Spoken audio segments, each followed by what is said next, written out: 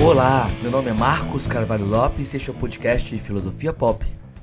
Esse é o nosso episódio número 206. Recebemos as filósofas Natasha Hahnemann e Fabiana Lessa para a conversa sobre o livro Filósofas, sobre as mulheres na filosofia, a necessidade e dificuldade de escrita e divulgação científica, os estereótipos e preconceitos sobre quem poderia filosofar.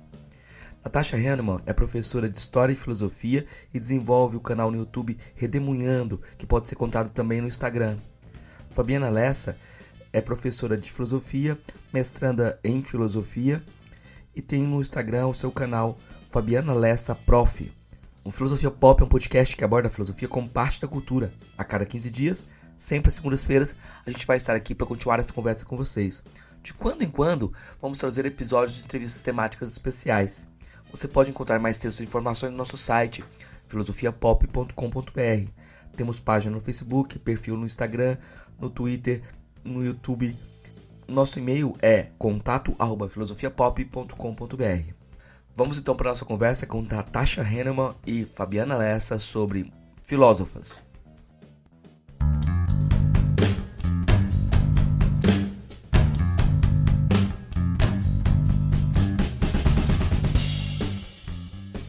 Hoje a gente recebe a Natasha Hahnemann e a Fabiana Lessa, são autoras do livro Filósofas, são professoras de filosofia que desenvolveram esse trabalho, que é um trabalho bem interessante de divulgação, de trazer diversas autoras da filosofia numa abordagem que serve tanto para o estudante do ensino médio como aquela pessoa interessada por filosofia de modo geral, e também para tentar salvar as pessoas de uma situação meio chata. Tem várias pessoas que eu entrevisto aqui no podcast.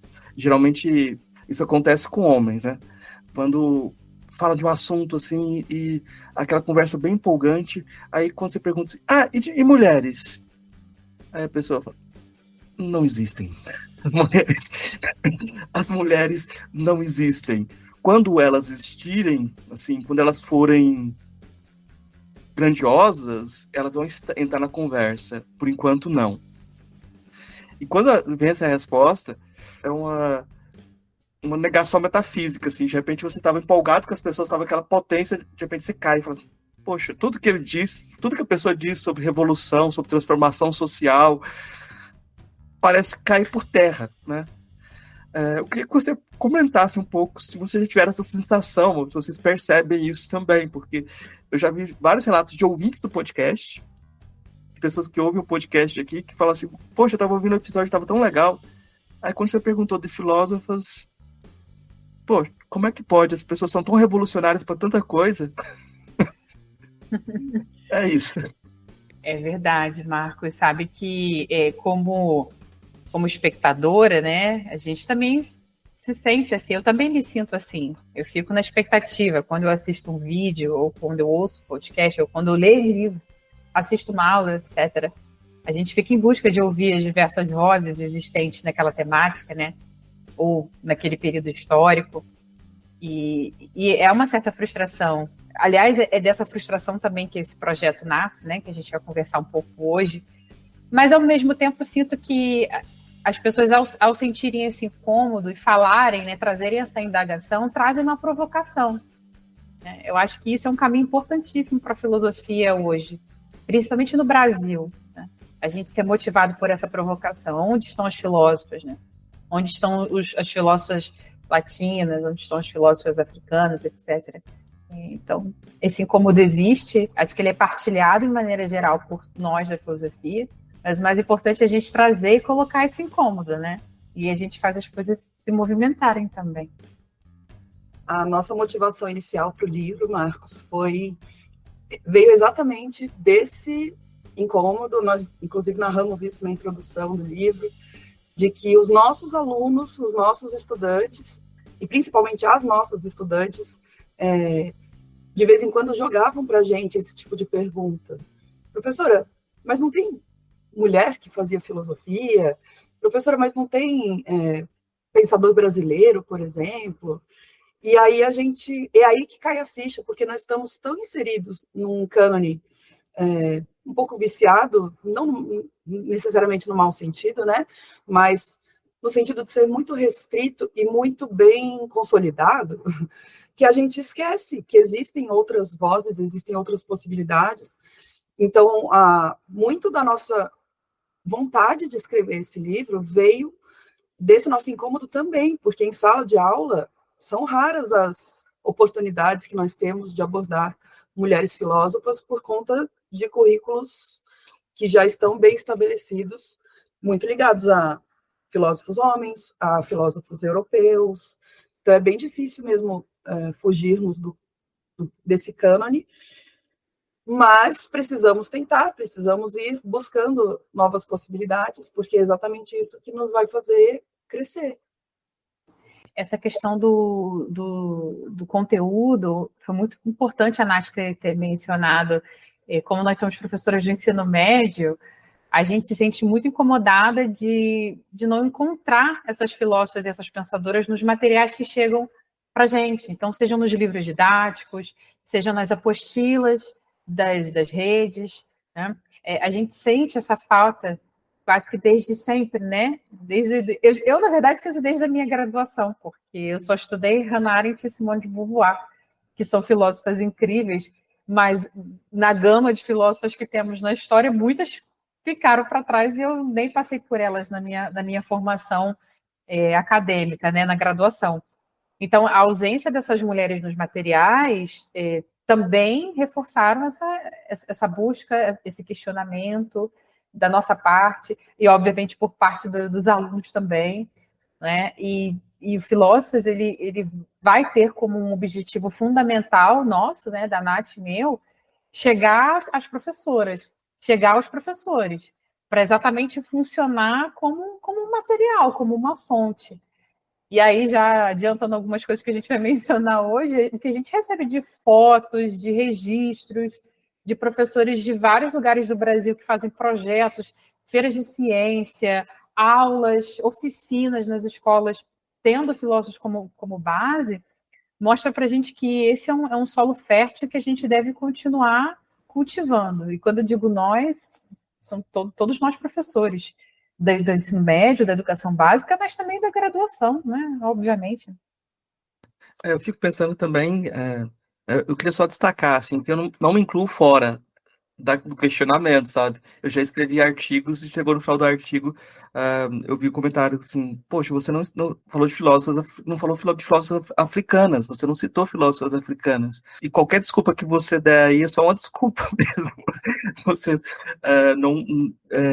não conseguiu ampliar o jogo, né? Mas tem uma coisa interessante também, que eu acho que um espelho, sabe? Vocês são filósofas, vocês são professoras de filosofia, e quando uma aluna te pergunta se tem filósofas, se existem filósofas, existe a própria questão, existe possibilidade de uma mulher ser filósofa? Existe essa possibilidade está presente, né? E quando vocês escrevem, vocês estão rompendo também e mostrando que existe essa possibilidade de outro jeito. Porque uma coisa que é muito marcante na filosofia brasileira é que a gente tem muito material de divulgação escrito por mulheres, né? Mas a gente tem uma questão também na academia que é uma fórmula, vocês fazem divulgação, devem saber disso muito bem. Quanto mais intelectual, menos filósofo. Não, tá fazendo divulgação, tá próximo da filosofia da educação. E isso é uma realidade bem presente, sendo redundante, assim. Inclusive, me lembro na época da graduação que havia muita dificuldade de vários professores do departamento entender o ensino de filosofia como uma área de pesquisa da filosofia. A ANPOF, recentemente, né, que é a Associação Nacional de Pós-Graduação de Filosofia, recentemente até publicou um texto sobre isso, do ensino de filosofia como uma área de pesquisa. E é o que eu sempre trago desde a graduação. É importante que os professores da graduação e da pós estejam atentos às discussões que o ensino médio já traz, porque isso é um efeito dominó, né? Se não tem estudantes interessados em filosofia no ensino médio, a probabilidade de você ter menos alunos na sua graduação se torna cada vez mais factível, né? Dado que a filosofia, para a grande maioria dos brasileiros e das brasileiras, é um contato escolar, né? Isso é uma defesa que eu faço ferrenhamente assim, na minha prática, nos lugares que a gente leva a pesquisa, o livro, enfim, é o quanto a gente realmente precisa defender o ensino de filosofia, porque ele é a porta de entrada, digamos assim, da massa da população, né? Sobretudo uma disciplina que retorna ao currículo oficialmente em 2008, né? Então, é um tempo já razoável, né? Você tem mais de 15 anos, mas essa ainda é uma questão. Então, o intelectualismo e o ensino de filosofia, eles não costumam ter uma relação muito amigável, mas é uma grandíssima bobagem, ao meu ver. Essa relação precisa ser estreita, e até para desmistificar essa ideia do filósofo, né, apenas o homem velho barbudo, como a gente comenta também, né, Nath, que é o estereótipo que os alunos muitas vezes têm, e que o filósofo é um ser, né, que vem quase que iluminado, que desce aos céus para trazer a população, né, elucidar, esclarecer as mentes, né? Claro, né, o filósofo tem um papel muito interessante na intelectualidade, mas esse não é um papel apenas para os predestinados, né? Acho que é um pouco essa visão que o senso comum às vezes constrói e que muitas vezes os alunos também têm. Então, trazer o filósofo é uma forma de repensar essa questão. Enquanto você trazia essa fala agora, Marcos, eu me lembrei na última Ampof que eu estive, e uma professora do Rio Grande do Norte veio conversar comigo. Ela estava com filósofos, porque o livro estava à venda lá, e ela veio conversar um pouquinho comigo sobre a obra, e ela era professora na cidade de Nísia Floresta, né? Que é a cidade natal de Nísia Floresta, que está aqui no Filósofos mencionada, ainda aqui brevemente nessa versão. E ela foi tirar uma foto comigo, aí eu falei assim, poxa, que interessante, né? A pessoa tirar foto com a gente, ainda no início da divulgação do livro, ela falou assim, eu vou mostrar para as minhas alunas da escola municipal que eu conheci uma filósofa viva. Aquilo assim, mexeu muito comigo. E quando eu trago esse relato, longe de querer me colocar num lugar como se eu fosse uma diva pop, não é isso. Mas é muito interessante essa relação. Eu vou mostrar para as minhas alunas que existe uma filósofa, que ela é autora, que ela está viva, não está morta, como muitos que a gente estuda no ensino médio, e que ela está produzindo, né? Que ela é do Brasil, sabe? Então, o reflexo disso nas gerações, nos estudantes, da contribuição para o ensino, é inestimável, assim, e que deixa a gente muito feliz, né, Nath? Demais. Muita gente fica embasbacada de saber que existem filósofos vivos, por exemplo. E eu conto muito para os meus alunos que provavelmente a nossa época é a que mais tem filósofos, né? Assim, numericamente falando. Essa ideia do espelho que você mencionou, Marcos, é fundamental, porque exatamente a possibilidade de você seguir um caminho que às vezes você nem sabe que existe. Então, se você nem vislumbra que é possível uma mulher ser filósofo, um brasileiro ser filósofo, enfim, algum desses perfis seguir esse caminho, você não vai nem considerar. E sobre essa ideia do intelectualismo, realmente é algo que nos está no nosso entorno o tempo todo. Quando a Fabi e eu, de vez em quando, damos alguma entrevista, a Fabi agora está quase mestra, ela é mestranda, mas eu não tenho pesquisa formal acadêmica, eu fiz especialização em ensino de história, mas eu não sou mestra, nem doutora, nem nada. E uma das coisas que primeiro me pedem é a minha qualificação do tipo currículo Lattes, mas eu não sou esse tipo de pesquisadora. E aí a Fabi e eu sempre conversamos sobre o quanto professoras e professores do ensino básico são também pesquisadores, só não são, muitas vezes, nos moldes acadêmicos tradicionais. Mas o tempo todo nós estamos pesquisando, usando as fontes possíveis, por isso também nós quisemos escrever o livro como uma forma de trazer um material que muitas vezes é inacessível, porque está em outra língua, porque não consegue em alguma biblioteca muito fácil. Então, a gente quis reunir informações para servir como base para essas professoras e esses professores que muitas vezes não têm nem tempo de ficar se debruçando sobre pesquisas muito aprofundadas sobre cada assunto, cada um em um momento, né? Porque se você quiser falar sobre mulheres filósofas, você vai ter que ir atrás de um monte de materiais. e não de um só. E a nossa ideia foi tentar reunir um pouquinho num material bem acessível mesmo, para vários públicos diferentes. Eu queria aproveitar e enfatizar a fala da Nath a respeito do professor pesquisador. A gente sempre fala sobre isso, né, Nath? Uma questão que a gente traz. E aí, né, para os professores e professoras que vão ouvir a gente, nós somos pesquisadores da nossa sala de aula, porque a sala de aula é um organismo vivo. Tudo acontece ali dentro a todo tempo. E os resultados dos nossos trabalhos, das propostas de aula, aquilo que dá certo e aquilo que não dá certo, né? Uma pergunta, uma indagação que uma estudante te faz e aquilo ecoa na sua cabeça e se torna um projeto, se torna um livro, ou se torna uma aula que seja, isso é trabalho de pesquisa. Né? São anos que você se dedica a uma sala de aula e você, melhor do que ninguém, sabe o que se passa ali dentro. Né? A forma como você está construindo, a metodologia que você e seus estudantes estão construindo. E falar sobre o professor ser pesquisador da sala de aula é importante para a autoestima do professor do ensino médio, porque muitas vezes, quando ele chega num mestrado ou num doutorado, ele se sente inferior aos colegas, ou ele é inferiorizado também, muitas vezes, infelizmente, pelo ambiente acadêmico, por ele ser um professor ou uma professora do ensino médio, como se isso fosse algo menor dentro da filosofia. Infelizmente, esse é um preconceito na nossa área, que eu acredito que, felizmente, tem diminuído, principalmente por conta da presença dos mestrados profissionais na nossa área.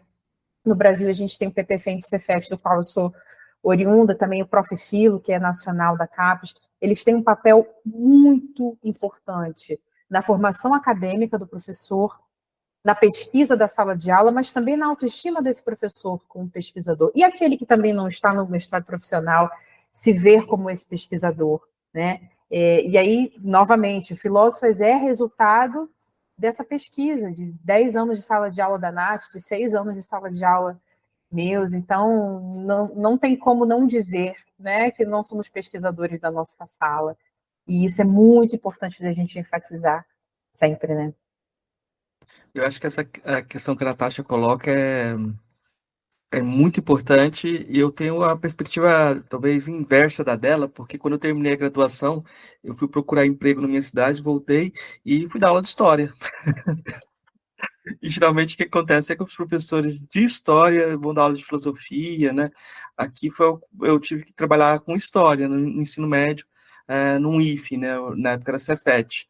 E aí você tem que pesquisar e construir o currículo, porque da mesma forma que acontece com a filosofia, a gente estuda uma coisa na graduação, quando chega no ensino médio não é aquilo que você vai ensinar. Eu terminei a graduação falando heideggeriano. Eu era capaz de qualquer pergunta que me faziam, eu falava que a pergunta era eu usava termos eruditos para dizer que a pergunta era idiota, que era preciso questionar a pergunta e voltar ao ser. A sua pergunta é ôntica. Mas eu queria voltar em outra questão, fiz uma digressão aqui, mas é porque eu acho que tem um aspecto muito importante quando a gente fala da possibilidade de desenvolvimento de carreira, sabe? Porque uma coisa também é você ter a possibilidade de publicar um livro, e você, geralmente, acontece com muitas autoras, principalmente com autoras, que elas publicam um livro de juventude, e aí saem da produção, ficam a vida inteira fazendo o trabalho de criar filhos, de criar aquilo que a sociedade coloca, e de repente ela volta para produzir, ou nem volta, ou não consegue voltar, né? Eu estou lembrando da Clarice Lispector, que tem obra de juventude, mas tem várias autoras que caem nesse tipo de obra de juventude e que se viram a despedida. No caso da filosofia, nem obra de juventude tem, porque a gente tem uma timidez arrogante que o pessoal diz, não está na hora de publicar, você não tem doutorado, publique depois que você tiver. Então, existe uma crítica velada, mas uma crítica estridente, um silêncio estridente em relação a isso, né? Eu queria que vocês comentassem um pouco sobre isso, porque me parece muito interessante que vocês fizeram um livro com um projeto editorial, o que não é muito comum, que você tem um apoio de uma casa editorial para escrever, e vocês estão continuando. Me parece que o projeto é um projeto que ele está aberto, é isso? É isso mesmo. Temos outros projetos em mente, inclusive, por enquanto ainda bastante incipientes, mas a ideia é que eles cresçam. É muito interessante você trazer esse ponto, Marcos, porque isso não é restrito somente à filosofia. Como você mencionou, Clarice Lispector, por exemplo, na área da literatura, né? Mas eu acho que em vários campos intelectuais, principalmente, essa vivência, entre aspas, feminina, uma vivência comum aí que existiu por muito tempo, ainda existe, bastante ligada ao papel de gênero de questões domésticas, criação de filhos e tal, isso interfere demais nos trabalhos que essas mulheres fazem, podem fazer, conseguem fazer, inclusive, pensando em tempo disponível mesmo, em espaço mental que a gente precisa liberar para poder se dedicar a um projeto desses. E eu ia até mencionar uma das filósofas que nós colocamos no livro, que é a Juana Inés de la Cruz, uma filósofa do México espanhol lá, no século XVII, que era freira, né? Ela fazia parte de uma comunidade religiosa bastante virtuosa, assim, no sentido de ser dedicada à ciência, ser dedicada à filosofia, mas a partir do momento em que ela escreveu um texto criticando um sermão do padre Antônio Vieira, ela foi difamada de uma forma que ela foi excluída dos círculos intelectuais e ela não quis mais voltar, nunca mais. Então, além dos obstáculos cotidianos, ainda existe esse tipo de coisa, né? Julgamento sobre a obra que aquela mulher escreveu, e todo mundo comete erros, todo mundo, às vezes, tem falhas nas obras, é comum. E é para relevar na maioria dos casos, né? Isso acontece com a maioria dos filósofos homens. Existem pontos ali extremamente questionáveis nas obras deles, e nem por isso nós deixamos de estudá-lo. Só que às vezes parece que com as mulheres esse julgamento é como se fosse é duplo, né? Você tem, ou pelo menos é mais pesado, vamos dizer assim. Pesa mais o erro. A Fabi e eu, quando fomos convidadas pela editora, a nossa editora Renata, da Maquinaria, ela nos procurou porque ela queria mulheres filósofas para escrever um livro sobre isso, que era um sonho que a Fabi e eu já tínhamos, na verdade. Mas ela mencionou para a gente que ela já tinha procurado outras mulheres filósofas para escrever também, e elas tinham recusado. E a maioria das recusas tinha a ver com os meus pares na universidade vão julgar esse trabalho que eu vou escrever, então eu acho melhor não mexer nessa parte da minha vida, entende? E a Fabi e eu topamos o desafio, nós sofremos críticas, como todo mundo, e é importante que nós, né, lidemos com isso, mas nós pelo menos não tivemos esse grande problema de estarmos presos a um ambiente acadêmico do qual nós dependamos em termos financeiros, né, para poder nos comprometermos a escrever um livro realmente para um público grande, para um público que não necessariamente seja estudioso da área. Esse desafio da publicação, né, do Filósofos e da exposição, de fato é uma questão que nem todo mundo consegue lidar, não significa também que a gente não ficou nervosa, a gente ficou assim, ai meu Deus, o que vai ser, né? O que vai acontecer? Felizmente, a maioria das coisas muito boas, né? Muitos frutos bons que vieram a partir do Filósofos, mas, de fato, quando a gente soube da editora que ela, né, a Renata e a editora, né, como empresa, receberam recusas de acadêmicas e autoras com essa justificativa, isso fez a gente balançar, porque a gente pensou assim, poxa, se fulana, ciclana, beltrana não quiseram, a gente vai aceitar o que vai ser da gente. Aquela coisa também, né, de achar que, elas e nós, é um processo para a gente também, é um processo para a gente se reconhecer como autora, né, como duas escritoras. A gente se desenvolveu nesse processo de criação do livro também, e também de se entender como filósofos, como professoras, e entender as consequências que você colocar uma obra no mundo pode trazer para você. A crítica, como a Nath falou, ela existe, ela acontece. Para nós, eu julgo até que tem sido muito tranquilo até o momento. né, críticas mais assim, muito construtivas. Olha, poderia ter isso, poderia ter aquilo, e a gente adora, porque ajuda a gente a pensar em novos projetos a partir dessas ideias também, né? É interessante quando o Marcos menciona a Clarice Lispector, isso também me fez pensar aqui, quantas mulheres publicam obras, artigos, etc., e sempre vem alguém dizendo que não é filosofia, é literatura, né? Esse título de filósofa também parece que é uma coisa que tem que ser conquistado mediante a métodos muito específicos de exposição de ideias, e ainda assim você tem que passar por um comitê quase, né? Um crivo de avaliação.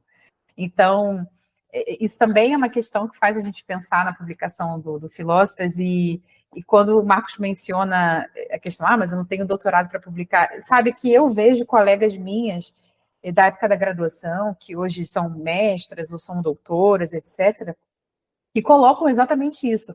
Eu não me sinto pronta para publicar. Aí eu penso assim, mulher, você tem artigos em revista A1, você tem inúmeras publicações, o que te impede de lançar um livro, o que te impede de lançar um panfleto, sei lá, o que quer que seja, qualquer publicação, mas o ambiente acadêmico, ao mesmo tempo que nos forma pesquisadores e traz para a gente todo um senso de pesquisa com critério, metodologia, o que é fundamental para a formação de qualquer professor, qualquer escritor, etc., também poda um pouco as nossas asas e faz uma coisa que eu julgo assim, muito ruim, que é fazer a gente assumir uma modéstia e exagero.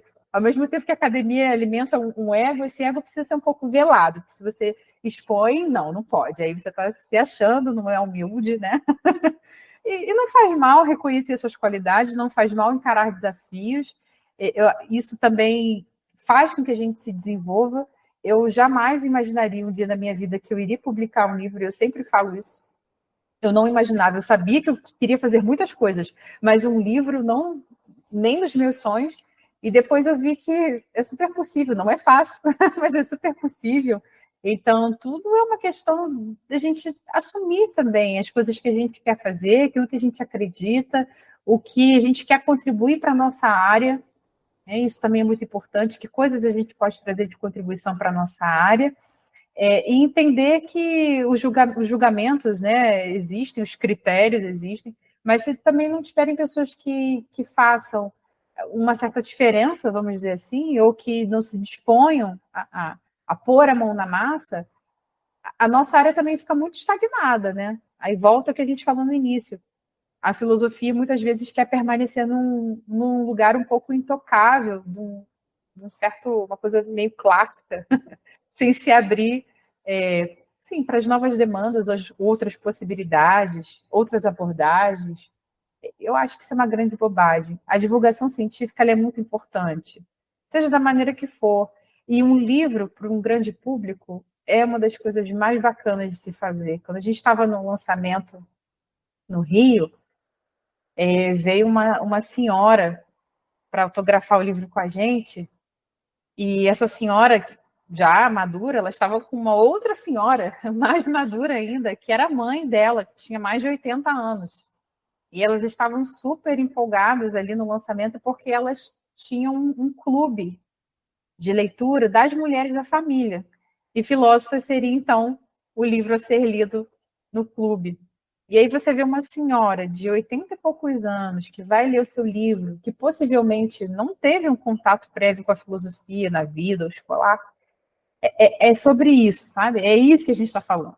Então, assumir esses riscos é importante. O resultado está aí, a gente consegue perceber e entender essa contribuição, né, em linhas gerais. A academia é um ambiente importante de se habitar, mas ela também precisa se relacionar mais com o grande público, entender, as outras formas de se fazer filosofia, julgar a partir do critério da metodologia, mas não esse choque de egos, assim, que é um pouco cansativo também.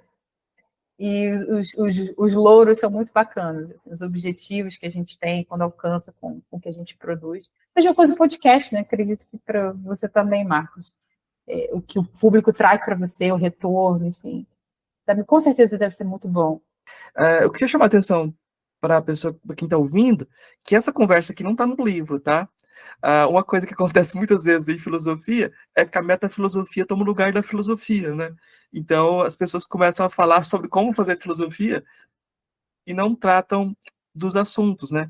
E, na verdade, o texto do livro é muito direto, é muito didático, tenta trazer ganchos para aprender o leitor mesmo. Então, tem um trabalho editorial também que é importante. Tem livros que são feitos de acordo com as idiosincrasias de cada um. E você, às vezes, foge daquilo que é diálogo, que é de interesse de todo mundo, para tentar construir espaços novos. Não, aqui é um texto para trazer o comum, né? E muitas vezes as pessoas não querem trazer o comum para a filosofia. Isso é um problema muito grande, porque o pessoal rejeita currículo em filosofia. É como se não pudesse ter currículo no ensino médio. Fosse ofensivo ter um currículo mínimo, né? E aí o aluno sai de uma escola, muda para outra, não tem nada em comum. Cada professor de filosofia é uma coisa, um mundo diferente.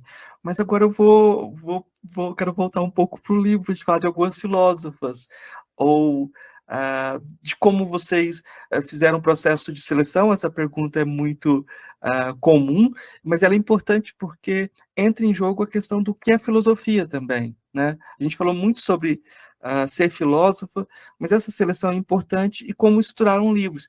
Porque toda vez que você estrutura uma história, você conta uma história, a gente faz política, né? Porque a gente projeta um futuro, né? Então, como é que vocês selecionaram? Como é que a obra está organizada? Qual que era o objetivo disso, então? Marcos, certa vez, há alguns meses, um colega meu da filosofia, lá de São Paulo, me chamou para conversar e falou assim: olha, eu ainda não li o seu livro, mas eu queria saber também, né, sobre a abordagem. E ele me questionou muito sobre, assim, como é que a gente pode tratar essas mulheres como filósofas, sendo que não existe a obra delas em muitos casos. Porque a filosofia que a gente está acostumado a estudar é pela obra, né? Nós vamos pelo texto da pessoa, nós vamos destrinchando as ideias ali. E eu comentei com ele, mais ou menos o que eu vou te responder também. Nós optamos por uma abordagem mais histórica, né? Uma história da filosofia, nos moldes que temos aí vários manuais de história da filosofia, que trazem somente filósofos homens, e nós quisemos mostrar que existe também uma possível história das mulheres na filosofia, pegando desde a Idade Antiga até a Idade Contemporânea, até os dias de hoje. Então, nós partimos desse ponto. Vamos fazer uma história da filosofia para apresentar para as pessoas, para um público desde estudantes, inclusive nós escrevemos pensando em ensino médio, mas tem muita gente, muitos professores, professoras do ensino fundamental usando o nosso livro em sala de aula, que é maravilhoso, para professoras e professores e para leitores comuns, que, como a Fabi disse, muitas vezes não tiveram um contato oficial com a filosofia como disciplina, né? Então, a gente quis tornar bastante palatável mesmo, inclusive fazendo introduções históricas no início de cada capítulo, para a pessoa se localizar um pouquinho, o que estava acontecendo naquela época, por que as discussões eram essas predominantemente. E nós também tomamos muito cuidado em tentar diversificar a parte geográfica, o que foi um grande desafio, por conta de escassez de fontes, principalmente em língua portuguesa, mas também em inglês, também em espanhol, porque foram as línguas que nós buscamos com mais afinco. Mas nós tentamos exatamente tentar fugir um pouquinho desse estereótipo que a Fabi mencionou, do homem barbudo, velho. Então, nós buscamos filósofas, mulheres, esse é o nosso recorte principal de gênero, ao longo do tempo. Então, tínhamos que pegar desde as antigas até as atuais, e tentando variar a parte geográfica também. A partir daí, nós fomos selecionando algumas filósofas que conversem com a história da filosofia com a qual nós temos mais contato.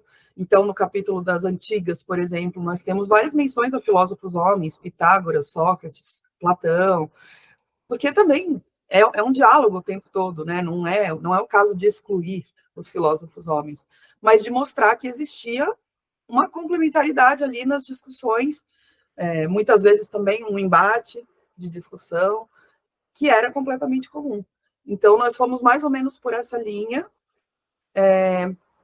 buscando também disponibilidade de fontes. E aí depois podemos falar um pouquinho sobre isso, porque realmente é uma dificuldade. Essa seleção, além do que a Nath falou, também passou por filósofas que, de uma certa forma, passaram pela nossa formação, seja na graduação ou ao longo da continuidade na pesquisa acadêmica, ou como professores, porque, como já dissemos aqui, professores e professoras são pesquisadores, né? O nosso estudo é contínuo, é sempre. Então, são pensadoras que nos tangenciam de alguma forma, que atravessam a nossa experiência, que nós gostamos, né? Então, tem sim o gosto pessoal envolvido, em uma boa parte. Então, a nossa seleção também se preocupou em não gerar uma estranheza para estudantes de ensino médio, também para professores e também para graduandos, porque tenta seguir mais ou menos uma linha que nós conhecemos dos currículos de forma geral. Mas a gente também se preocupou em fazer uma abordagem temática. Então, mais para o final do livro, a gente traz capítulos que vão abordar, por exemplo, política e ética, né, mais especificamente. Porque também é uma forma de trabalhar a filosofia que a gente gosta, que a gente acredita. Então, a gente tentou balancear um pouquinho dessa forma. E aí o Marcos perguntou o que é filosofia. Eu não vou me atrever em dar uma resposta, porque essa pergunta é mais difícil, mas eu vou dizer o que eu... Essa pergunta eu vou fazer no final de novo. Ai, meu Deus. Mas eu acho que filosofia, para mim, é uma provocação. A filosofia, ela acontece quando ela me provoca. Me provoca a pensar, também me provoca no sentido de me incomodar. O incômodo é uma provocação importante. E, já que o livro nasce, né, de uma indagação das estudantes, né, cadê as filósofas, onde estão as mulheres? Então, essa provocação movimentou a nossa pesquisa, né? Movimentou a construção do nosso livro. E, de fato, a questão das fontes foi um desafio muito grande, mas eu aproveito aqui para agradecer e enaltecer muito o trabalho das pesquisadoras e dos pesquisadores brasileiros, que têm trabalhos riquíssimos e que dedicam anos da sua vida acadêmica a desenvolver pesquisas sobre mulheres na filosofia, tanto pensadoras brasileiras quanto as pensadoras estrangeiras.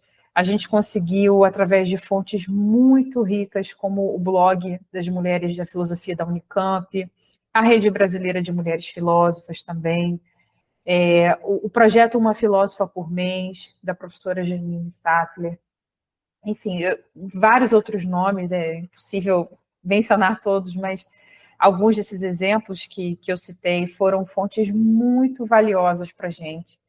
Não à toa, no final do livro, nós colocamos as referências bibliográficas de todos os capítulos para, dentre vários motivos, também evidenciar que esse é um trabalho de pesquisa que buscou recorrer a fontes. Então, Marcos, a linguagem é didática com um propósito e o rigor de pesquisa também.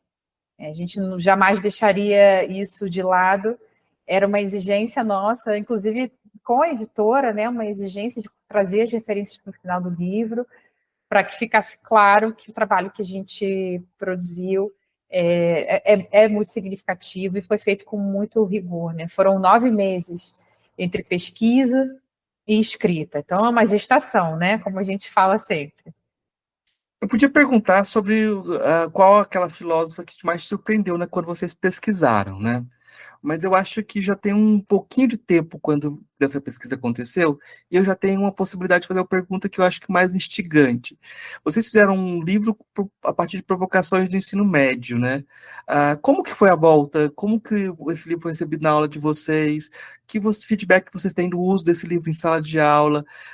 De alguma filósofa que teve essa repercussão com as estudantes, com os estudantes? Eu queria que vocês contassem uma historinha desse feedback que vocês já tiveram do livro.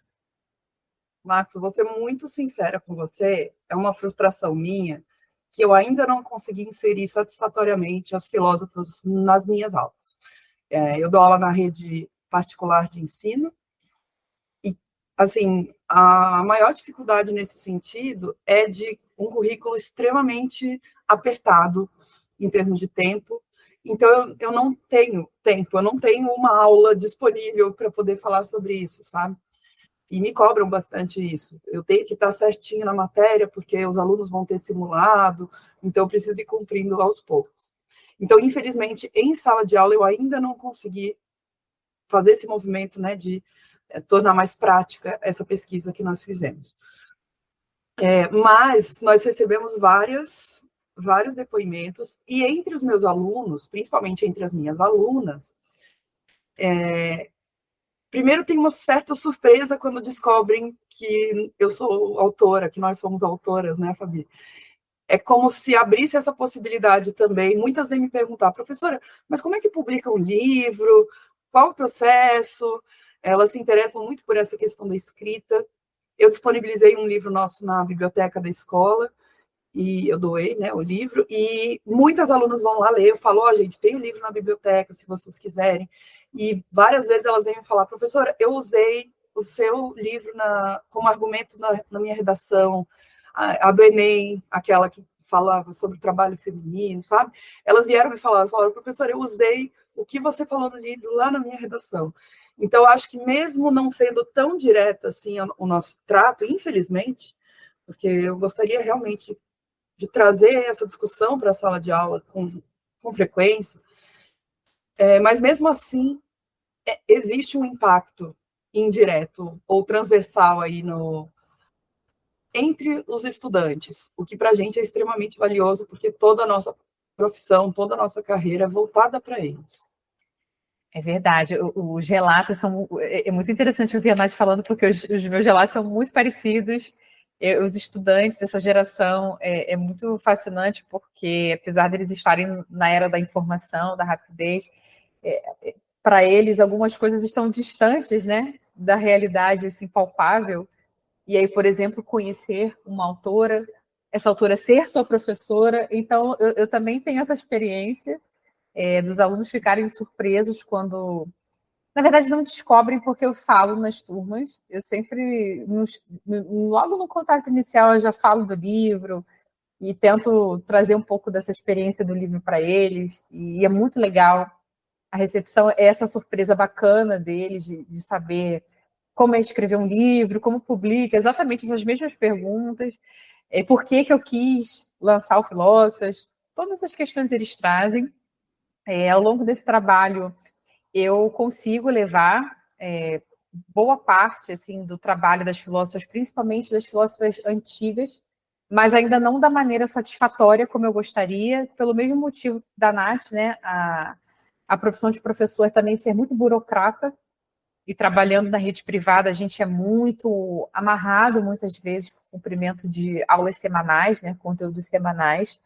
E eu tenho desejos assim maiores com esse livro em sala de aula, fazer projetos e coisas assim com uma certa magnitude, mas consigo trazer na sala de aula e impacta bastante, por exemplo, quando a gente fala de Diotima, né?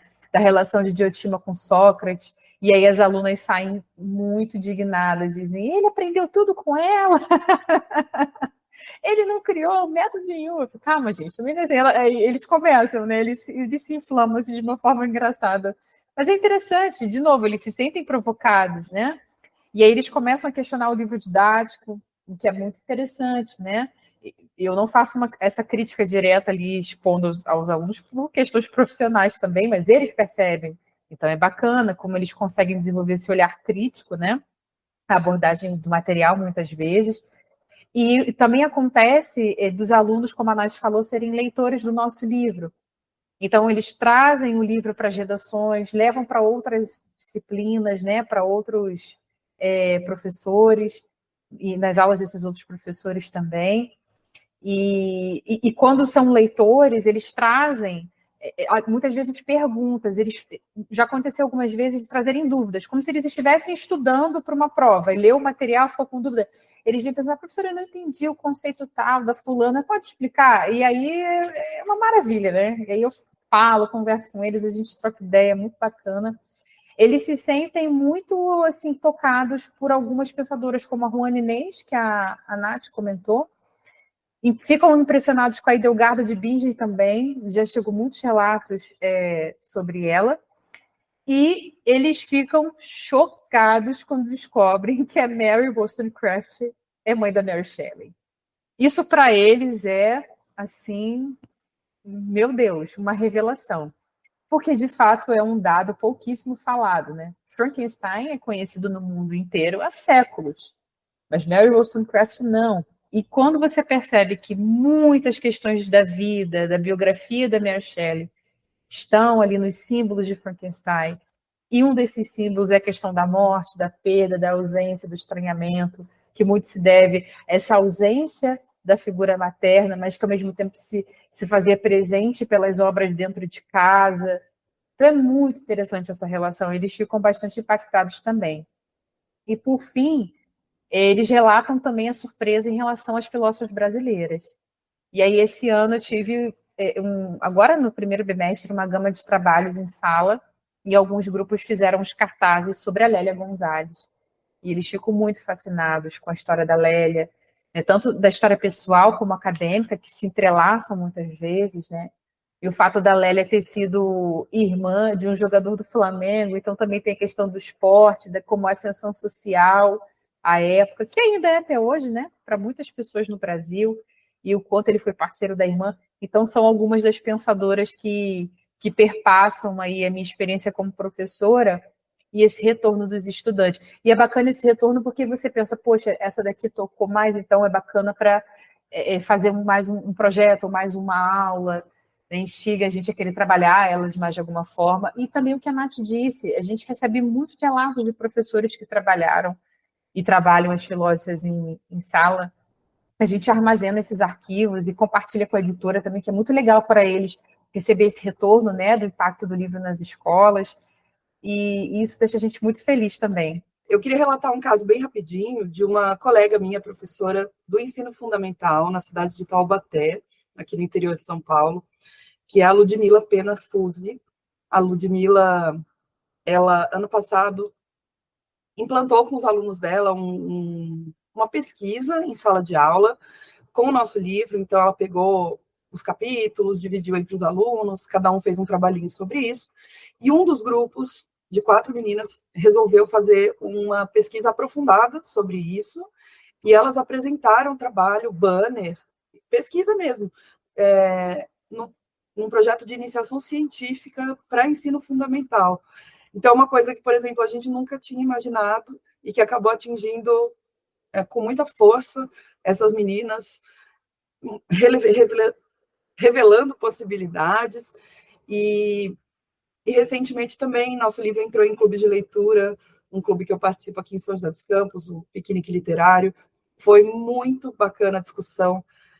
Nós não tínhamos ainda tido contato com tanta gente lendo o nosso livro ao mesmo tempo.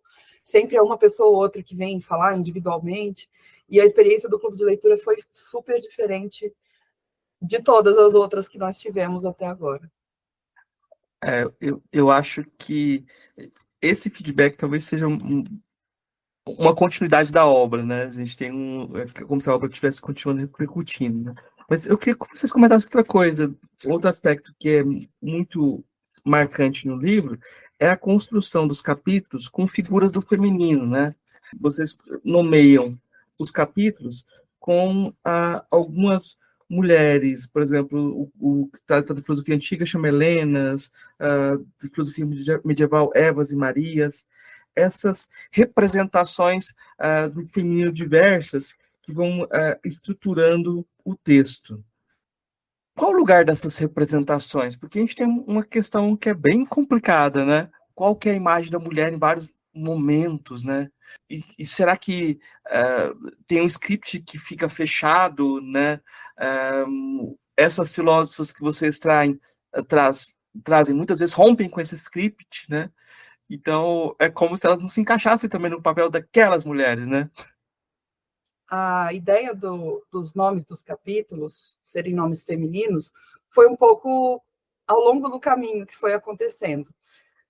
Nós nomeamos primeiro os 2 primeiros, esses que você mencionou, o capítulo Helenas, que é o das filósofas antigas, porque nós praticamente só achamos documentação sobre as filósofas gregas. Nós, assim, precisamos cavar muito para encontrar a filósofa chinesa, em termos de fonte escrita, que eu quero dizer, né? Não significa que não existissem mulheres pensadoras em outros lugares, mas sim que pouco sobrevive sobre elas. Inclusive, quanto mais para trás nós vamos, mais difícil fica até para os filósofos homens. Existe aquela discussão sobre a existência histórica de Sócrates ou não, enfim. Isso também se aplica para as filósofas mulheres. E o capítulo Evas e Marias foi pensando em trazer o estereótipo, como você mencionou, Marcos, como é que as mulheres eram vistas, ou como é que elas se encaixavam em duas imagens bastante bem definidas, a de Eva, como uma mulher questionadora, uma mulher manipuladora, ardilosa, e, por outro lado, Maria, como a mãe de Jesus, mulher pura, que aceita os desígnios divinos e tal, e fazer esse entrecruzamento com o período medieval, que é um período bastante pautado pelo cristianismo na Europa Ocidental, né? Então, vieram primeiro esses 2 capítulos. E depois a editora nos recomendou que nós mantivéssemos esse padrão nos próximos. E aí nós pensamos, mas não tem agora exatamente um estereótipo para nós tratarmos na Idade Moderna, na Idade Contemporânea. Então, nós pensamos em fazer como se fossem homenagens a mulheres que tratam dos temas semelhantes que nós escolhemos para aqueles capítulos, mas que não necessariamente são filósofas. Então, por exemplo, o 3º capítulo de Idade Moderna se chama Sibilas e Dandaras. Sibila vem de Maria Sibila Merian, que é uma alemã naturalista, e nós a escolhemos por ela ser uma cientista. E na Idade Moderna, as questões epistemológicas estão muito em voga.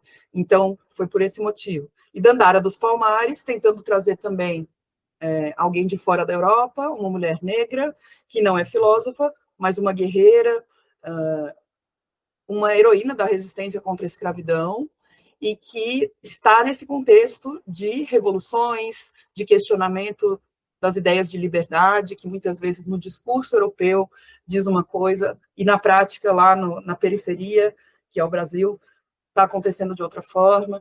Então, nós pensamos nessas homenagens, sabe? Para manter os nomes de mulheres nos capítulos, da mesma forma que nós fizemos no capítulo 1 e 2. E a mesma coisa foi em relação às ilustrações de abertura de cada capítulo, né? Nós escolhemos algumas que estavam dentro de cada um dos capítulos, chegávamos a um consenso a qual que a gente gostaria que fosse, né, ilustrada, fulano. Então a gente escolhia, algumas escolhas foram mantidas, outras a editora mudou, utilizou alguma filósofa, porque existem as questões editoriais, enfim. O maior desafio foi o do 1º capítulo, né? Dado que os rostos das filósofas antigas são praticamente desconhecidos. A gente conhece representações gerais ou um ou outro com alguma especificidade, mas a gente não tem esses rostos, né, tão definidos assim. E aí nós escolhemos a Hipátia, que é a mesma filósofa que está mais centralizada, né, a capa do livro. Essa ilustração é uma inspiração de uma gravura, né, um desenho clássico da Hipátia, do século XIX, mas, mais uma vez, é uma representação do artista, né, que idealizou o desenho, da ilustradora também. Esse foi o maior desafio, né, de concretizar esse rosto, né, na parte da ilustração. As outras já são filósofas com rosto conhecido, e a gente conseguiu fazer uma escolha mais realista, vamos dizer assim, né. Mas a escolha desses nomes, como a Nath falou, foi para dar uma personalidade interessante à nossa obra, assim como também os trechos de obras ou das músicas que abrem cada capítulo. É sempre uma preocupação também de introduzir a nossa leitora, né? Introduzir o nosso leitor, ambientá-lo, né? A questão do contexto para a gente era muito importante, até porque na expectativa que a gente tem que esse livro chegue a um público amplo, de massa, a gente não sabe o grau de interação, o grau de conhecimento que esse leitor e essa leitora vai ter com esses assuntos. Então, essa ambientação histórica, né, literária e até mesmo gráfica, né, do rosto, tudo é uma forma de inserir esse leitor. São desafios que a gente enfrenta, né? Claro, ao fazer essas escolhas, mas nós assumimos o risco, vamos dizer assim. O resultado foi muito bacana. Marcos, uma curiosidade sobre as ilustrações. A ilustradora é a Isabela Fowler. Ficaram lindas, as nossas alunas ficam super impressionadas com essas aberturas de capítulo.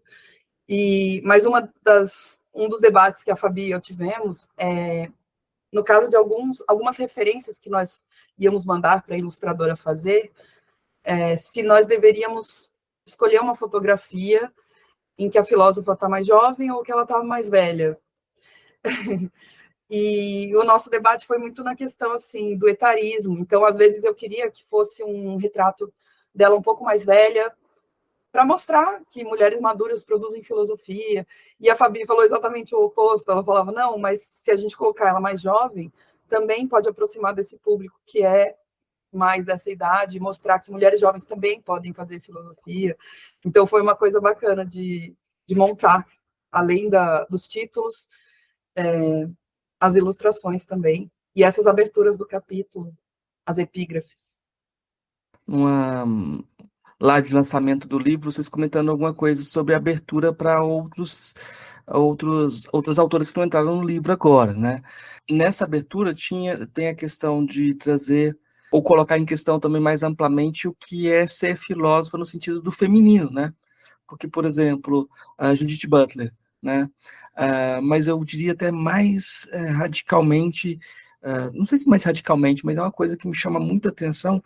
Eu estava lendo esse livro A Origem do Mundo, sabe? Que é um quadrinho, né? Aí tem uma passagem que a autora, que é a Liv Strömquist, conta, eu não lembro agora, da rainha da Suécia que conversava com Descartes, né? Que ela foi exumada porque eles chegaram à conclusão que ela devia ser hermafrodita, porque como é que uma mulher pode conversar com um homem e ter tantas ideias assim? Então imagina, exumar no século XX e encontrar o quê? Né? Então tem um aspecto assim muito a palavra eu acho que é estrutural. Então muitas vezes as mulheres também são colocadas nesse lugar da incapacidade de ter o tipo de representação que a filosofia faz e essa capacidade de ser só masculina, né? E a reação que muitas vezes acontece é você criar eu vou usar um termo aqui que seria você criar uma espécie de categorias próprias do feminino, uma mulheridade, como o pessoal cria a africanidade, né? Como se tivesse categorias próprias do feminino para distinguir a escrita feminina, a abordagem feminina, né? Eu acho que essas questões são muito relevantes e também elas caem quando você faz um recorte, né? Até que ponto que uma mulher trans entra dentro desse jogo, né? Eu acho que essas questões não estão colocadas nesse livro, mas ele dá abertura para a gente ampliar esse questionamento. Eu queria comentar com vocês que já vi que vocês pegaram essa questão ou estão tratando dessa questão também. Uma vez nós fomos dar uma entrevista para um jornal e nos fizeram uma pergunta se mulheres fazem filosofia de uma forma diferente de homens. E foi muito interessante, porque a minha resposta foi não, e a resposta da Fabi foi sim. Porque é exatamente isso, né? Ao mesmo tempo que as mulheres podem fazer uma filosofia muito semelhante à que os homens fazem tradicionalmente, se trazem outros problemas, se trazem outros pontos de vista, com base nas vivências que acontecem. E são coisas que, muitas vezes, os homens não percebem, porque, para eles, aquilo não é uma questão. E, para as mulheres, é. Então, muita gente questiona assim, mas mulher, muitas vezes, só fala sobre gênero. Foi uma das coisas que a nossa editora, quando a gente ia começar a escrever o livro, falou. Ela disse assim, a gente não quer filósofas que só falem sobre feminismo, por exemplo, porque não é um livro sobre feminismo. E nós falamos, tudo bem, mas não vamos poder não falar sobre isso também, porque é algo que perpassa muitos dos questionamentos dessas mulheres. Então, sim e não. As mulheres podem fazer filosofias muito, muito parecidas com as que os homens fizeram, mas elas também trazem aspectos extremamente valiosos e diversos, da mesma forma que se nós pegarmos pessoas de continentes diferentes, por exemplo, de nações diferentes, de etnias diferentes, tudo isso vai trazer uma riqueza muito maior, e aí nós caímos naquele problema de restringir o que é filosofia. Porque se filosofia for só uma coisa muito pequenininha, é claro que só pouquíssima gente vai ter feito, né? Então, se você começa a ampliar a visão sobre o que é, a definição mesmo, sobre o que é filosofia, você acaba incluindo muitos outros pontos de vista, muitas outras vivências que podem ser extremamente valiosas. E quanto ao que você mencionou das mulheres trans, era uma vontade nossa incluir muita coisa além no livro. Então, mulheres trans, existe uma corrente do feminismo chamada transfeminismo, nós queremos um dia poder discutir sobre isso também. Indígenas pensadoras, filósofas com deficiência, inclusive, eu peguei o contato com você, não sei se foi diretamente com você, mas foi no Instagram do Filosofia Pop, eu mandei uma DM, e peguei o contato da Michelle Bellato, que participou aqui do episódio sobre filosofia com deficiência, que foi sensacional.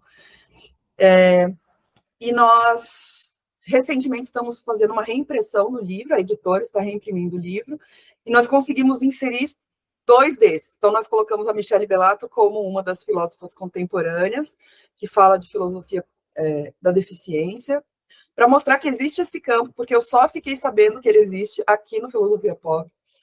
E nós também conseguimos incluir alguns parágrafos sobre indígenas filósofas, só que a gente chamou de indígenas pensadoras, porque filosofia pode não se encaixar exatamente na forma que elas fazem o pensamento, que envolve também cosmogonia, um monte de outros aspectos, né? Então, foi mais um passinho que nós queríamos concretizar, e ainda temos muito mais para fazer, mas é uma obra em andamento, como você mesmo já percebeu, né? Eu vou aproveitar e complementar com uma fala do queridíssimo Renato Nogueira, que é autor do nosso prefácio, né, do Filósofos, que é motivo de muito orgulho para a gente. O trabalho do Renato é incrível, somos leitoras, admiradoras dele já há muito tempo.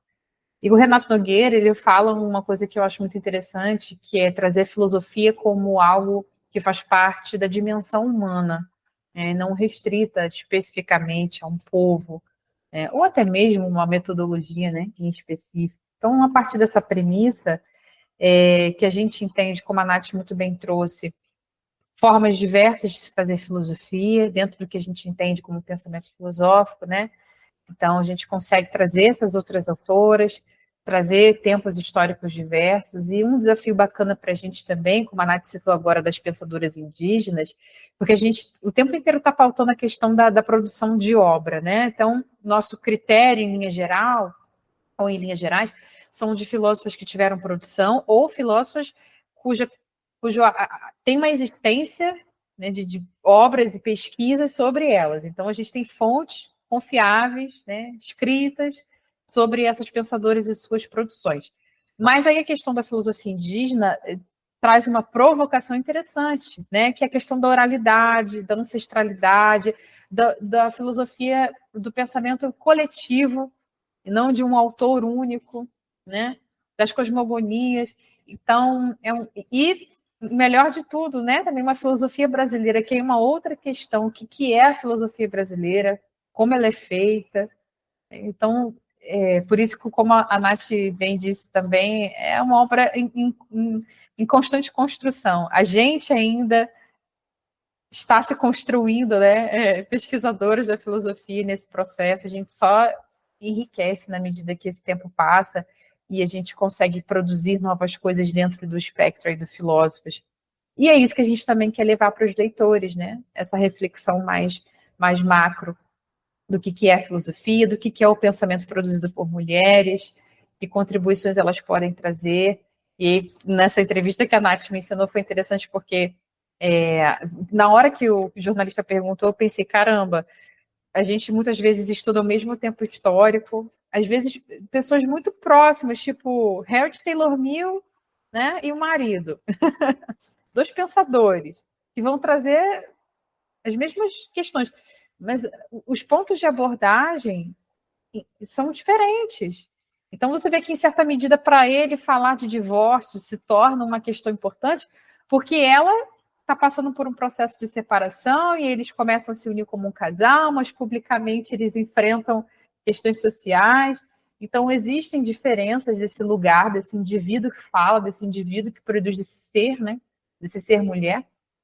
Mas, obviamente, também como pensadoras produzem com o mesmo rigor metodologias ou objetos de estudo que os homens. Então, é a resposta do sim e não que a gente gosta de trazer, né, Nath? Destacar outro aspecto que eu acho muito importante. O fato de ser um livro escrito por duas mulheres, né? Duas filósofas. Isso é importante também, porque geralmente a gente tem autorias individuais, né? O fato de ter um trabalho que seja coletivo permite que esse sim e não convivam, né?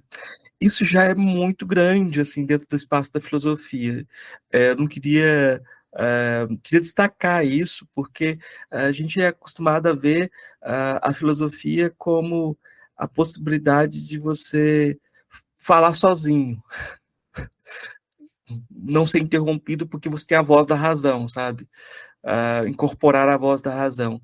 E tem não diria que é um desafio, mas existe algo nessa possibilidade de escrever em comum que eu queria que vocês comentassem. Eu acho que o que significa isso? Porque quando eu pergunto da obra, vocês duas respondem. Vocês têm uma construção juntas, vocês têm uma autoria em comum, e, de certa forma, isso constitui aquilo que vocês podem produzir individualmente também, né? Nossa, isso foi um aspecto muito surpreendente para nós. Nós nos conhecíamos pela internet só, Fabi e eu. Nós nos conhecemos pessoalmente no dia do lançamento do livro, né, Fabi? Um dos lançamentos. E deu muito certo. É aquela coisa, o nosso medo, sabe quando tem trabalho em grupo, na faculdade ou na escola, que sempre fica tudo nas costas de um, ou que o outro tem um monte de perrengue e não consegue fazer nada. E a gente ficou um pouco assim, será? Um receio, mas deu muito certo, assim, a dinâmica nossa de escrita funcionou bem uma com a outra. Tinha essa... É que o seguinte, a filosofia, na sua raiz, é dialógica, né? Então, a gente tentar fugir disso e ir para um campo muito individual, como você mencionou, Marcos, eu acho que é uma perda. Claro que isso pode ser feito, mas só isso eu acho que fica empobrecedor. Então, foi extremamente relevante que nós conseguíssemos conversar o tempo todo sobre o conteúdo do livro, sobre a forma do livro também, nós discutimos bastante isso. E, ao mesmo tempo, cedendo, né? Uma e outra, fomos cedendo à medida que surgissem sugestões, críticas, vamos adaptar tal coisa, sim, vamos. O que você acha da gente incluir essa ou não incluir essa por conta de espaço? Enfim, nós fomos conversando muito e, na minha visão, esse diálogo conseguiu construir uma obra bastante coesa. Nesse clube de leitura do qual eu fiz parte, eu fui convidada, eu participo todo mês desse clube de leitura, que é o Piquenique Literário, mas dessa vez eu fui convidada como autora. E eles me conhecem muito bem. O clube de leitura já tem vários anos de duração. E eles falaram assim, na hora que eu fui ler o livro, eu tentei reconhecer, Nath, a sua voz. Eu tentei reconhecer quais partes você tinha escrito e quais partes a Fabi tinha escrito. E eu não consegui. Porque o texto, na verdade, claro que tem uma base escrita por uma ou por outra, mas passou pela mão de nós duas. Então, é um texto que nós consideramos inteiro de nós duas. E essa sinergia aconteceu muito porque a Nath e eu, nós dois temos a mesma caminhada, né? Somos professores de educação básica, somos mulheres na filosofia, somos mulheres na educação básica, no ensino médio, que também é um ambiente bastante masculino e que muitas vezes nós não temos com quem partilhar os nossos anseios, as nossas alegrias, as tristezas, tanto do dia a dia burocrata da educação, quanto das questões da nossa disciplina. E o fato de a gente ter essa interação online já há alguns anos já era uma troca muito bacana. A gente tem um grupo de professores que trabalham na internet com filosofia, cada um em um nicho, então ali a gente já trocava muita ideia. E aí, quando surgiu a oportunidade de fazer o livro, a gente não pensou duas vezes assim, encarar esse desafio. E é isso, a nossa experiência similar, os nossos anseios, né? E os nossos estudantes também, essa geração em comum, com as questões, os anseios que eles também têm, as dúvidas, né, as indagações. Então, foi um combinado de coisas em comum, né? Claro, somos indivíduos diferentes, mas essas coisas em comum nos aproximaram. E assim, o desejo muito forte de produzir algo como filósofos, sabe? Tanto a Nath quanto a gente tinha muita vontade de produzir algo sobre mulheres na filosofia. Então a gente sabia que em muitos momentos, é o que a Nath disse, beleza, a gente cede um pouquinho aqui, traz uma ideia nova ali, porque a gente conseguia enxergar, não, isso aqui vai ser importante, não, isso aqui vai ficar bom, isso aqui vai combinar, isso aqui já nem tanto. Então a gente conseguia ter como objetivo principal a produção do livro. Então, colocar isso em primeiro lugar também foi muito importante, porque a produção acadêmica ela pode ser solitária, ela pode ser egocêntrica também. Então, o objetivo era produzir o livro. Então, nada era maior do que isso. Então, a gente foi combinando ali os interesses, né, os gostos, e foi dando super certo. E foi muito legal o dia que a gente se conheceu pessoalmente, porque a maioria das pessoas não sabia disso, muitas nem sabem, talvez vão descobrir agora ouvindo esse episódio. E é muito bacana, esse foi um grande encontro, a gente conseguiu trabalhar super bem. E a distância, né? Porque toda a escrita foi feita à distância, a gente tinha uma pastinha lá no nosso Drive compartilhado, né? Fazíamos os nossos horários de escrita, inclusive relacionando, né, equilibrando com o trabalho, com vida, com casa, no meu caso com mestrado. Então, isso também é mais uma coisa em comum, né, essa vida real em comum, então a gente entendendo as necessidades uma da outra, e foi tudo combinando e dando super certo. Eu gostei o termo em comum é muito bacana. O Severino Goenha tem um grupo de conversas que chama Pensar em Comum, né?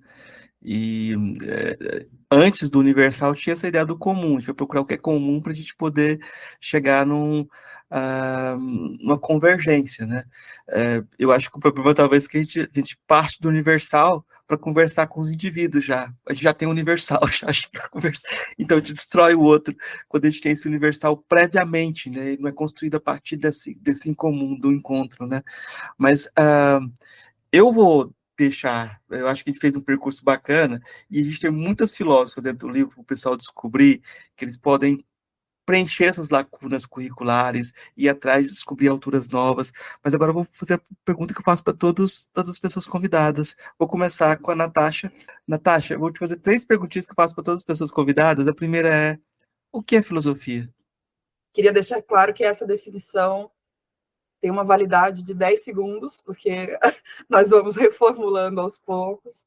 Mas eu diria que a filosofia ela é múltiplas formas de pensar a realidade, o que em si já é um paradoxo, porque a filosofia é algo singular e o múltiplo já é plural, né? Mas a filosofia são múltiplas formas de pensar a realidade,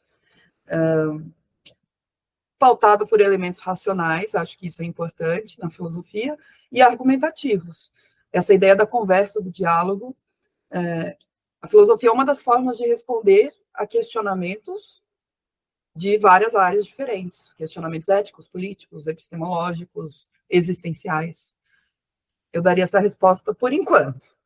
Qual a filósofa ou filósofo você conheceu pessoalmente que mais te impressionou? Pessoalmente, eu não tenho um contato muito próximo, assim, eu tenho colegas da filosofia e tudo, mas eu acho que o que mais me impressionou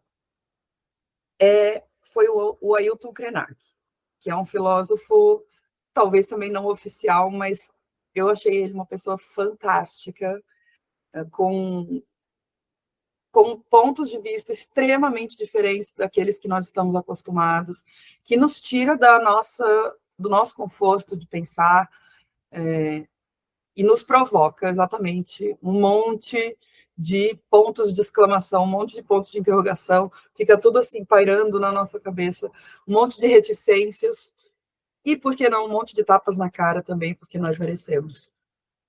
Então, uma historinha com a Ailton, depois eu conto para vocês em off. Vou contar isso. Qual a sua filósofa ou filósofo favorito? Ai, que pergunta cruel. Vou falar uma filósofa e um filósofo. Eu falei filósofo favorito, tinha que falar favorita, né? Não tem problema. Também tem uma validade curta, tá bom? Essa resposta. Mas eu vou colocar a Angela Davis como favorita. Eu acho que ela responde a muitas questões, assim, essenciais da nossa época. Claro que ela tem uma localização geográfica específica, mas ela conversa muito bem também com outros lugares do mundo, inclusive com o Brasil, questões raciais e tudo. E eu gosto muito de Epicuro, para falar um homem, cotas para homens também, né? As filosofias helenísticas, de um modo geral, eu considero elas muito práticas, e Epicuro traz uma visão de mundo bem parecida com a que eu tenho e com a que eu me identifico mais. Tá ótimo. Fabiana, agora você me responda o que é filosofia, por favor. Ai, meu Deus. Bom, eu primeiro vou reiterar a resposta da Nath, que foi perfeita, excelente, mas vou retomar um ponto que eu havia comentado no início. Eu acredito que a filosofia, primeiro, ela é um fazer. Então, eu acredito muito no fazer filosófico, né? Claro que existem discordâncias, mas é o que eu acredito. E esse fazer filosófico, para mim, ele parte daquilo que provoca o pensamento. A filosofia, ela precisa provocar uma indagação, um questionamento, seja uma provocação curiosa, seja uma provocação de um incômodo. Acho que a filosofia, ela tem esse poder de instigação, que é muito único, que é muito particular. E, claro, feito com método, né, das formas como a Nath apresentou. Então, acho que, claro, a minha resposta parte muito da minha experiência, né? Então, o fazer filosófico vem muito dessa experiência de professora, mas esse fazer precisa ser provocativo, né? E eu digo isso porque a gente sente um impacto muito interessante no nosso estudante de 14 anos, 15 anos, quando ele se sente provocado, né? Seja a questão que for, qual é a origem de todas as coisas, né? Ou o que é a verdade, são provocações. Então, aí a filosofia acontece, aí é a filosofia para mim. Qual filósofo ou filósofo que mais me impressionou daqueles que você conheceu pessoalmente? Olha, dos que eu conheci pessoalmente, eu preciso citar a pessoa que me formou enquanto professora, enquanto filósofa, enquanto escritora, que é a professora e filósofa Iris Rodrigues de Oliveira, que foi minha professora e minha orientadora na graduação. Professora Iris, durante muitos anos, foi professora de prática de ensino de filosofia na UFRJ, e graças a ela eu descobri que eu queria ser professora de filosofia. Foi a professora Iris que me ensinou a importância da provocação, e foi a professora Iris que me ensinou que a sala de aula é um organismo vivo. Quando eu ainda estava nos meus primeiros passos, né, na filosofia acadêmica. Então, ela é a pessoa que mais me impressionou, é a pessoa que mais me marcou em absolutamente tudo que eu faço dentro da filosofia. Eu penso em como ela faria, às vezes mando mensagem para ela no WhatsApp. Hoje em dia ela está aposentada, né, da função de professora, mas ainda recorro a ela, e ela é a minha inspiração, ela é a pessoa que mais me impressionou e que mais me impacta até hoje, e assim vai ser enquanto eu estiver viva e estiver nessa função.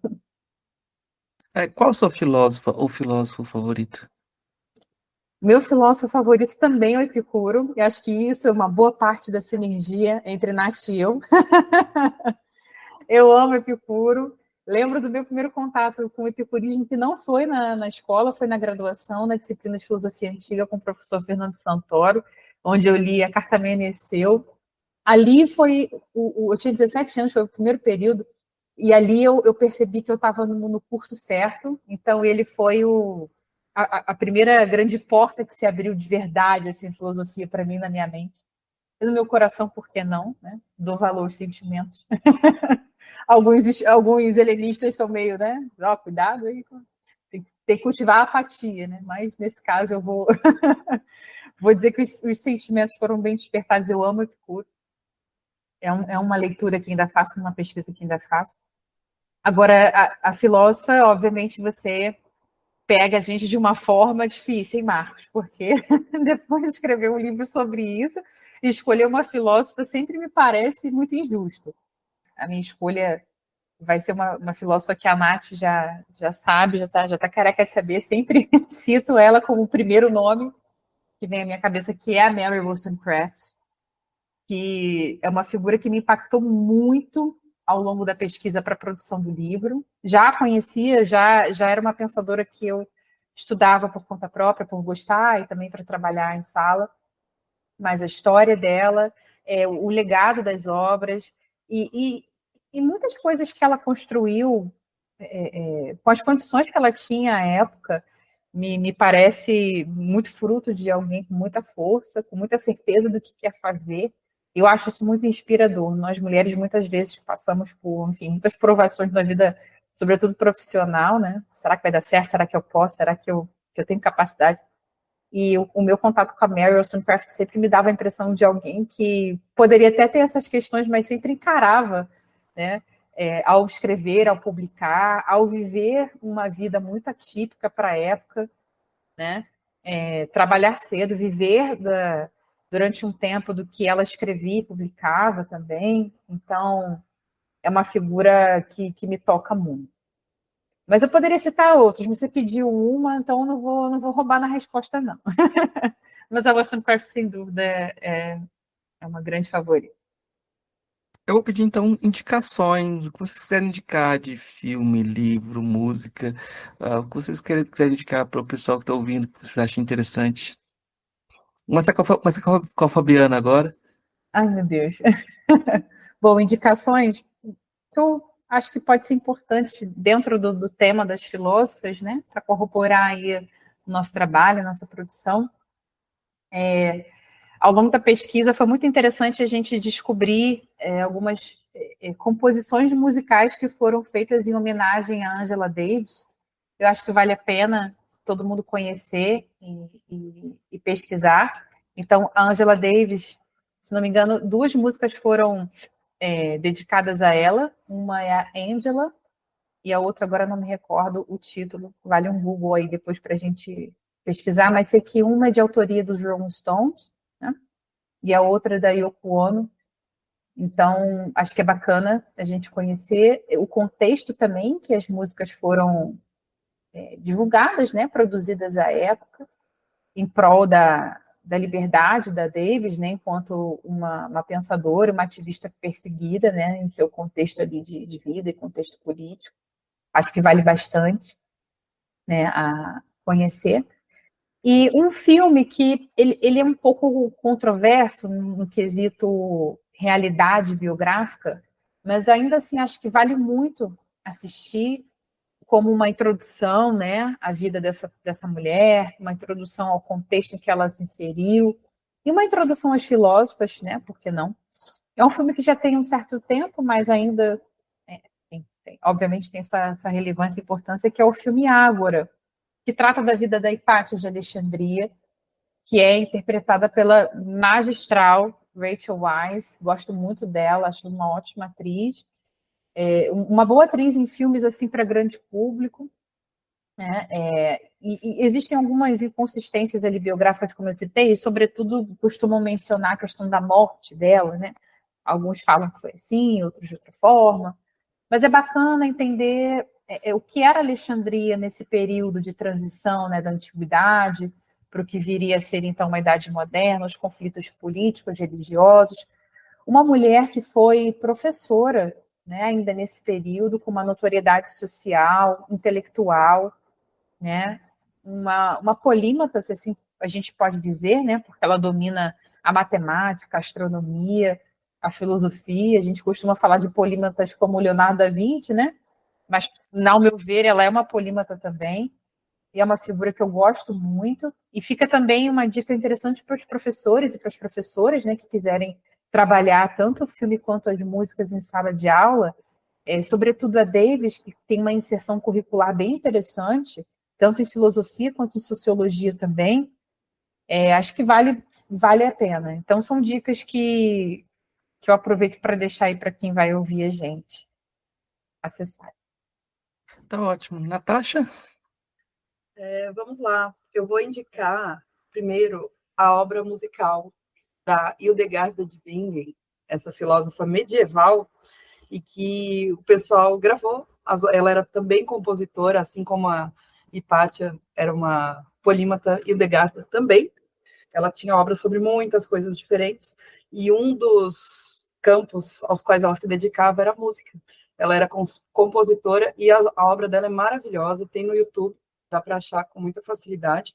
Eu não lembro o nome de alguma música específica, mas procura lá, Hildegarda de Bingen, Music, você vai achar, Song, alguma coisa assim. E eu vou indicar 2 livros de ficção que não estão diretamente relacionados às filósofas, mas que conversam bastante com isso que nós estamos falando. O primeiro é o Frankenstein, da Mary Shelley, um clássico da ficção científica. A Mary Shelley, como a Fabi mencionou, é filha da Mary Wollstonecraft, que é uma filósofa que nós tratamos no livro. E o Frankenstein é um livro incrível em termos de enredo, de personagens e de filosofia. Tem muita filosofia ali envolvida em vários aspectos. E, por último, um livro nacional contemporâneo que eu li há pouco tempo, foi o que eu li recentemente que mais me impressionou, é O Som do Rugido da Onça, da Micheline Verunsky, que ganhou um prêmio Jabuti aí nos anos passados, e é um livro que traz o ponto de vista de uma menina indígena que nunca pôde ter a sua história contada, um caso real que aconteceu. A Micheline é historiadora, ela entrou em contato com uma imagem dessa menina indígena numa exposição e ficou muito curiosa sobre a história dela e achou pouquíssima coisa. Então ela levou para a ficção essa retomada da voz de alguém que foi silenciado ao longo da história. Eu acho que isso conversa bastante com o nosso tema de hoje. Que legal. Eu vou indicar um livro chamado Filósofas, da Natasha Henneman e da Fabiana Lessa. Ele tem edição de 2022, mas tem uma edição nova que está saindo. Se o pessoal puder esperar aí, vai encontrar mais algumas autoras sendo colocadas aqui, segundo eu tenho informações exclusivas. É mesmo, porque nós ainda não divulgamos no Instagram nem nada. E eu acho que o pessoal já pode adquirir, viu? Porque já está nas livrarias. Então já tá bom. Já começamos a propaganda. Esse quadrinho chamado A Origem do Mundo, da Liv Strömquist, uma história cultural da vagina ou a vulva versus o patriarcado. É muito bacaninha. Todos os quadrinhos dela, tem 3 em português. Eros, o Doce Amargo, da Anne Carson, né? A Anne Carson é uma filósofa e poeta, e aí você tem um estudo dela sobre a questão do Eros, e eu acho que é muito interessante. E, para fechar, é um livro chamado Mulheres que Interpretam o Brasil, Lincoln Seco, Marco Silva e Olga Brites. Tem várias pensadoras aqui que pensaram o Brasil de diversas áreas. Então, essas são minhas indicações de hoje. Eu queria agradecer e deixar o espaço aberto para vocês divulgarem, que vocês quiserem divulgar, agradecendo a possibilidade de diálogo, e deixo o espaço aberto para vocês. Marcos, muito obrigada pelo convite, pelo espaço. Nós somos grandes fãs do podcast. Obrigada a todo mundo que nos ouviu aqui. Se quiserem entrar em contato comigo, Natasha, vocês podem me encontrar no Instagram, @redemunhando, que é o nome do meu canal no YouTube também, sobre livros. Esse ano ele está um pouquinho parado, em 2024, porque eu estou com outros projetos em andamento, mas eu continuo produzindo alguma coisa de conteúdo ligado a livros no Instagram também. De vez em quando eu coloco um vídeo ou outro lá no YouTube, mas vocês podem me encontrar por lá, mandar uma mensagem, que eu vejo, eu respondo. E leiam filósofos também, que nós queremos saber o que vocês acham. Se tiverem alguma sugestão, podem nos procurar também. Eu também queria agradecer muito o convite, Marcos. Falar com você foi uma realização para a gente. Como eu havia comentado antes, eu conheço o podcast desde o fim da minha graduação, então é muito bacana estar aqui hoje conversando com você ao lado da Nath, minha grande amiga, minha parceira de projeto, e estamos juntas nessa e em muitas outras que virão. Vocês podem me encontrar lá no Instagram, eu sou @FabianaLessaProf. Lá eu compartilho muita coisa sobre o meu dia a dia como professora de ensino médio, dicas, um pouquinho de memes também, porque eu adoro, eu sou dessas. E vai ser muito bom receber o retorno de vocês sobre a leitura. E leiam Filósofos, nós estamos agora na primeira reimpressão, com inserção de filósofas novas, e a gente quer muito, muito que todos vocês sejam as nossas leitoras e os nossos leitores. E obrigada, deixo um beijo para todo mundo. Até breve. Eu queria só lembrar que o título desse episódio eu vou colocar Filósofos. Não, mas não tanto pelo livro, mas pela ideia de que a gente tem a emergência de várias filósofas, vocês são representantes dessa onda positiva que a gente tem na filosofia brasileira, que se tem alguma coisa transformando na filosofia brasileira, tem a ver com esse movimento das mulheres filósofas, das mulheres que se organizaram para modificar um pouco o espaço da filosofia, e também um pouco agora do movimento da filosofia africana, né? A gente tem esses movimentos de minorias que estão transformando um pouco a autoimagem da filosofia. Muito pouco ainda para o que a gente quer, mas já é um começo, né? Então, quando eu entrevisto vocês, a Natasha e a Fabiana, eu sei que vocês fazem parte de uma geração de um trabalho coletivo, como vocês destacaram, das redes das mulheres filósofas, muita gente está trabalhando para que essa conversa seja possível, né? Para que o livro seja possível, para que essas pesquisas aconteçam, e aconteçam com naturalidade, com espaço, né, que é conquistado.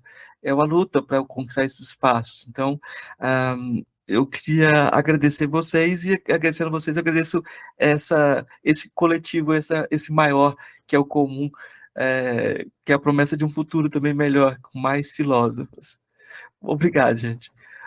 Obrigada. Nós também agradecemos muito a essas outras mulheres que também estão produzindo. Obrigada a todos.